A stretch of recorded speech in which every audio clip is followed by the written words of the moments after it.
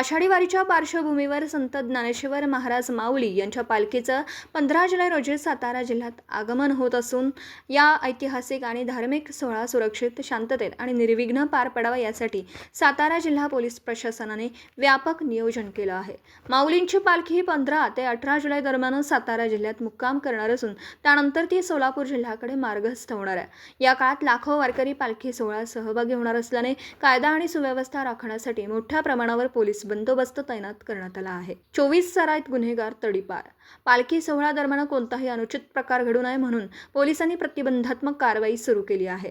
आतापर्यंत 24 सराईत गुन्हेगारांना तडीपार करण्यात आलं असून आणखी 16 जणांच्या तडीपारीचे प्रस्ताव प्रक्रियेत आहेत। याशिवाय पालखी मार्ग, मुक्कामाची ठिकाणं आणि गर्दीच्या परिसरात चोऱ्या, पाकिटमारी व महिलांच्या सुरक्षेसाठी साध्या वेशातील पोलीस पथकं 24 तास कार्यरत राहतील।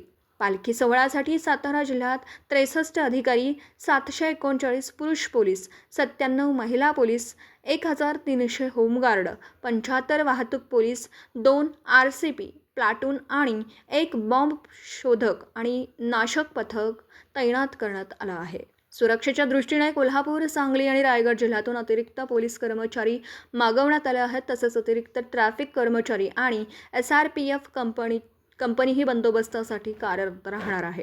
पोलीस महानिरीक्षक रंजन कुमार वर्मा यांच्या मार्गदर्शनाखाली पोलीस अधीक्षक निखिल पिंगळे आणि अपर पोलीस अधीक्षक वैशाली कडूकर यांच्या नेतृत्वाखाली संपूर्ण बंदोबस्ताचं नियोजन करण्यात आलं आहे। गर्दीचा फायदा घेऊन चोरी, पाकिटमारी, महिलांची छेडछाड किंवा बेदरकार वाहन चालकांवर कठोर कारवाई करण्याचे आदेश सर्व अधिकारी आणि कर्मचाऱ्यांना देण्यात आले आहेत।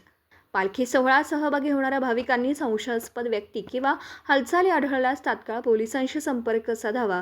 पालखी सोहळा आनंदात, सुरक्षित आणि शिस्तीत पार पाडण्यासाठी प्रशासनाला सहकार्य करण्याचं आवाहन सातारा पोलिसांनी केलं आहे।